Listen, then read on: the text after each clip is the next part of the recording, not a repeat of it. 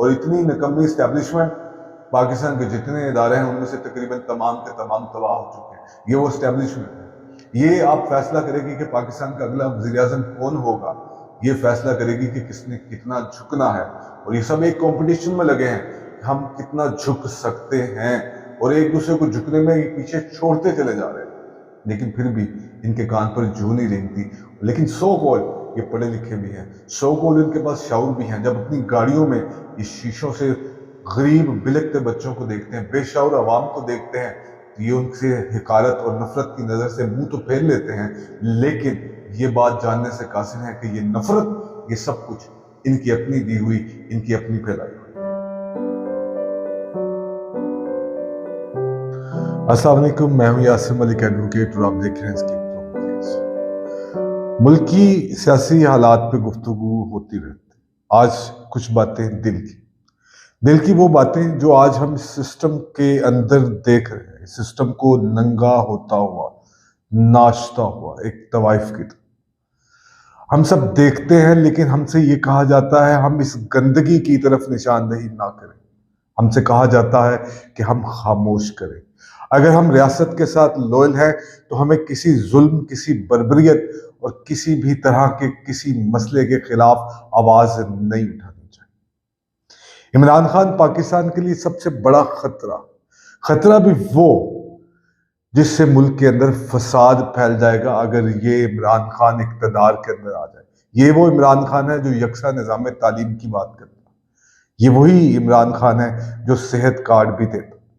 ये वही इमरान खान है जो आम आदमी की बात करता है और आम आदमी के साथ कनेक्ट करता है। ये वही इमरान खान है जो किसी न किसी तरह कोई न कोई वियन इस कौम को देता है, जो रियासत मदीना की बात करता है, जो हर एक आम पाकिस्तानी की बात करता है। लेकिन पाकिस्तान के जो बाकी स्टेक होल्डर्स हैं, जो कन्वेंशनल पॉलिटिकल पार्टीज हैं, वो सब और इस मुल्क का सिस्टम जो कि करप्ट हो चुका है, वो इस एक इमरान खान को बर्दाश्त करने के काबिल नहीं है। तो अगर इमरान खान इक़्तिदार में आता है तो अकॉर्डिंग टू 90% जो कि इक़्तिदार के मजे लूटते रहे हैं, जो कि नौकरशाही हैं, जिन्होंने अपने ज़मीर के सौदे कर लिए हैं, उनके लिए सिर्फ इमरान खान ही इस मुल्क का सबसे बड़ा मसला है। और अगर इक़्तिदार इमरान खान के पास आ जाए तो मुल्क के अंदर फसाद बर्पा हो जाएगा। खान इन सबको इस सिस्टम के बशमूल बुरा क्यों लगता है? क्योंकि इस सिस्टम ने हमेशा गैरों के आगे घुटने टेके हैं। इस सिस्टम ने हमेशा ताकतवर को सलाम किया है। एक ऐसा शख्स जो कि आलमी ताकतों के मुफादात से हटकर अपनी कौम, अपने मुल्क की बात करता है, अपनी मुल्की सालमियत, मुल्की खुददारी की बात करता है। लेकिन ये बातें करना आसान नहीं था। ये बात शायद इमरान खान भी जानता है, लेकिन ये सिस्टम भी इस बात को जानता था, क्योंकि सिस्टम को आदत थी झुकने की, और जिसको एक दफा झुकने की आदत पड़ जाए उसको हमेशा से झुकने की आदत रहती है। वो कोई भी गर्दन थोड़ी सी अगर अकड़ती हुई महसूस करे तो उस गर्दन को काटने चला जाता है, और यही बुज़दिली की सबसे बड़ी अलामत होती है। इमरान खान अब एक सियासी लीडर तो कम से कम नहीं रहा। इमरान खान एक सोच की तरह इस यूथ के अंदर प्रिवेल कर चुका है, और एक उम्मीद की किरण नजर आती है। करना तो अल्लाह ताला की जात ने है, लेकिन किसी न किसी शख्सियत के जरिए, किसी न किसी शख्स के जरिए, किसी न किसी फर्द के जरिए उस कौम के अंदर प्रिवेल करता है। हमेशा एक शख्स ही होता है जो एक वियन के पीछे सारी दुनिया को लगाता है। वन शख्स मैटर। जमहूरियत तो कहती है जो लोग कहेंगे होगा वही, लेकिन पाकिस्तान के ताकतवर माफिया, कन्वेंशन, सियासतदान, ब्यूरोक्रेसी, ये सारा निज़ाम आज मिलके सिर्फ और सिर्फ इमरान खान को गिराना चाहता है। उनके लिए यही एक शख्स है जो दुनिया का बदतरीन शख्स है। चलें आज उनकी बात भी मान लें। आज जब हम अदालतों के हाल देखते हैं, आज हम जब अफसरशाही के नखरे देखते हैं, आज जब हम पाकिस्तान में होती ज्यादतियां देखते हैं, आज पाकिस्तान में होता लोगों का इस्तेहसाल देखते हैं, तो ये सिस्टम हर जगह पे उनके साथ ये तमाम नाइंसाफियां, ये बर्बरियत, ये जुल्म करता नजर आता है। इमरान खान एक सोच के तौर पर आज आया जिसने आम आदमी को आवाज उठाने की एक हिम्मत दी, लेकिन इसके बावजूद भी ये सिस्टम आम आदमी के साथ जो करता रहा वो करता रहेगा। वो बलोचिस्तान के लोग हों जिनकी अभी काकड़ साहब ने आके बड़ी तवीलें पेश की हैं, तकरीबन वैसा ही नारा लगा दिया गया है कि इधर हम उधर तुम। मुझे नहीं पता कि अगर किसी को पाकिस्तान के साथ, पाकिस्तान की एस्टेब्लिशमेंट के साथ, पाकिस्तान के ताकतवरों के साथ कोई मसले हैं तो वो मसले बैठ के सुलझाए जा सकते हैं, उनको मेन स्ट्रीम पॉलिटिक्स के अंदर लेके आया जा सकता है, बातचीत की जा सकती है कि बजाय इसके कि उनके ऊपर इल्जाम लगा दें। जब उनके बच्चे, उनके घर वाले, उनकी इज्जतें सरेआम नीलाम होंगी तो फॉरेन फंडिंग का मामला भी आएगा, रॉ की फंडिंग का मामला भी आएगा, दूसरे मामला भी आएंगे। हमने दुश्मन के बच्चों को पढ़ाने जाना था लेकिन हम अपने बच्चों को पढ़ा नहीं पाए। हमने दुश्मन के बच्चों को शऊर देना था लेकिन अपने बच्चों को वो शऊर आज तक हम दे ही नहीं पाए।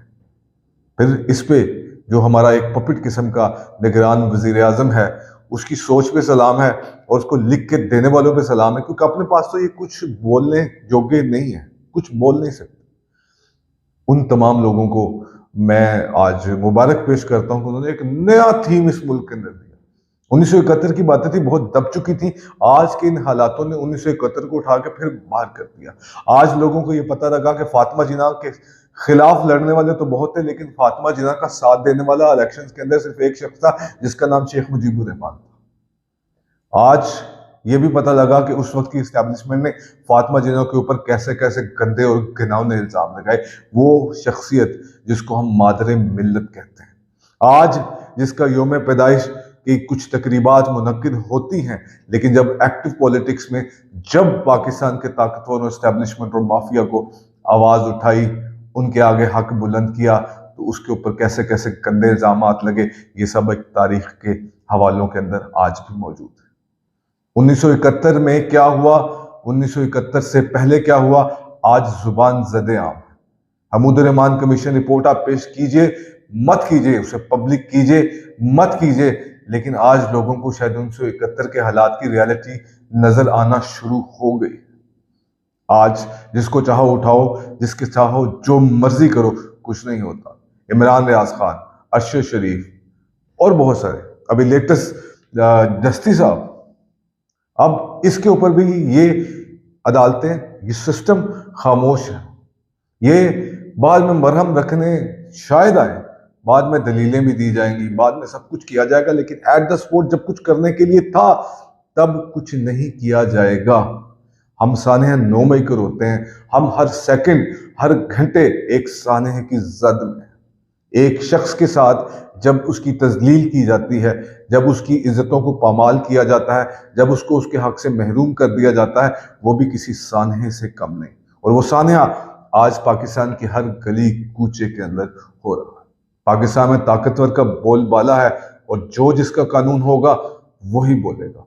ताकत का कानून यही कहता है। एक बड़ा मशहूर मकौला था कि अगर पाकिस्तान में आपको इंसाफ चाहिए तो वकील छोड़िए, आप जज कर लीजिए।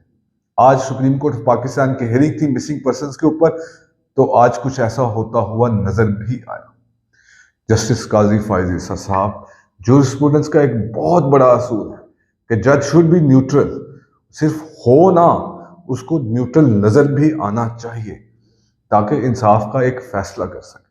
इमरान रियाज खान को बाजियाब कराया, शेख रशीद को बाजियाब कराया, बहुत सारे लोगों के इंटरव्यूज आए, उसके बाद वो बाजियाब हुए, कहाँ कहाँ मिसिंग थे किसी को नहीं पता। लेकिन किसी अदालत ने यह सवाल किया कि इमरान रियाज खान की जुबान में लुकनत क्यों? किसी अदालत ने यह सवाल किया कि ये इंटरव्यूज कैसे चलते हैं? किसी अदालत ने यह सवाल किया कि कितनी ये बल्ले का निशान क्यों छीन लिया गया? एक सियासी जमात के ऊपर ये सब कुछ क्यों और किसके एमा पर, कौन से ऊपर से ऑर्डर आते हैं जिस ऑर्डर्स को इंप्लीमेंट किया जाता है? काजी फायज ईसा साहब, आप पाकिस्तान के चीफ जस्टिस हैं और इन सवालों के जवाब आपको भी देने पड़ेंगे। Courts are the custodian of the fundamental rights, लेकिन आज फंडामेंटल राइट्स की बात कोर्ट्स को करें तो कोर्ट्स अज़राहे मजाक भी ये कह देते हैं, आप जाके इंटरव्यू दे दें तो आप बरामद हो जाएंगे। पाकिस्तान में कोई हक की बात कहना है तो वही है जो ताकतवर चाहेगा, जो माफिया चाहेगी, जो यहाँ की इस्टेब्लिशमेंट चाहेगी। और इतनी निकम्मी इस्टेब्लिशमेंट, पाकिस्तान के जितने इदारे हैं उनमें से तकरीबन तमाम के तमाम तबाह हो चुके हैं। ये वो इस्टेब्लिशमेंट है। ये आप फैसला करेगी कि पाकिस्तान का अगला वज़ीर आज़म कौन होगा, ये फैसला करेगी कि किसने कितना झुकना है। और ये सब एक कंपटीशन में लगे हैं कि हम कितना झुक सकते हैं, और एक दूसरे को झुकने में ये पीछे छोड़ते चले जा रहे हैं। लेकिन फिर भी इनके कान पर जू नहीं रेंगती। लेकिन सो कॉल्ड ये पढ़े लिखे भी हैं, सो कॉल्ड इनके पास शाउर भी हैं। जब अपनी गाड़ियों में ये शीशों से गरीब बिलखते बच्चों को देखते हैं, बेशऊर अवाम को देखते हैं, तो ये उनसे हिकारत और नफरत की नज़र से मुंह तो फेर लेते हैं, लेकिन ये बात जानने से कासिर है कि ये नफरत, ये सब कुछ इनकी अपनी दी हुई, इनकी अपनी फैलाई हुई है। खैर, मरियम नवाज से लेकर बिलावल भुट्टो अब हमारे नए लीडरान होंगे, चुन लिए गए हैं। अगर इस कौम का मुकद्दर मरियम नवाज और बिलावल भुट्टो ही हैं, तो इस पे क्या कहा जा सकता है सवाए इसके हमें तौबा की जरूरत है। मरियम नवाज वो शख्सियत हैं जिनके आने पे फूलों की पत्तियां बिछाई जाती हैं, जिनके आने पे ना जाने क्या क्या कलाबे मिलाए जाते हैं, लेकिन शऊर और तालीम की बात मरियम नवाज जैसी शख्सियत कैसे कर सकती। दूसरी बात, आप हर तरफ देखिएगा, पंजाब क्या पूरे पाकिस्तान में हर तरफ रोड कंस्ट्रक्शन का काम ऐसे है। ये रोड कंस्ट्रक्शन का वो काम है जो आज तक कभी कंप्लीट नहीं हुआ। एक सड़क बनाते हैं, फिर उनको तोड़ते हैं, फिर उसको दोबारा बनाया जाता है, फिर एक नया नक्शा लेके आया जाता है। वो ये सब करने से कासिर है, वो ये सब करने से परे है। अब ये सब कुछ हम देख रहे हैं, हम आएंगे। खैर, इन ताकतवरों माफिया एस्टेब्लिशमेंट सो कॉल्ड पढ़े लिखे और शाहज़दा लोगों के पास इखलाकियात का कोई चक्कर नहीं, इनकी कोई कदर नहीं। इनको इखलाकियात से नहीं, इनको उस पैसे से है, इनको अपनी पोजीशन से है, इनको अपनी ताकत से मोहब्बत है। अब इससे ज्यादा क्या कहिए, सिर्फ यही कहा जा सकते हैं, खुदा मेरे मुल्क का हामी और नासिर है, और हमें वो जुबान दे, हमें वो ताकत दे कि हम इनके सामने सीसा पिलाई हुई दीवार की तरह खड़े हो सकें। अल्लाह हाफिज।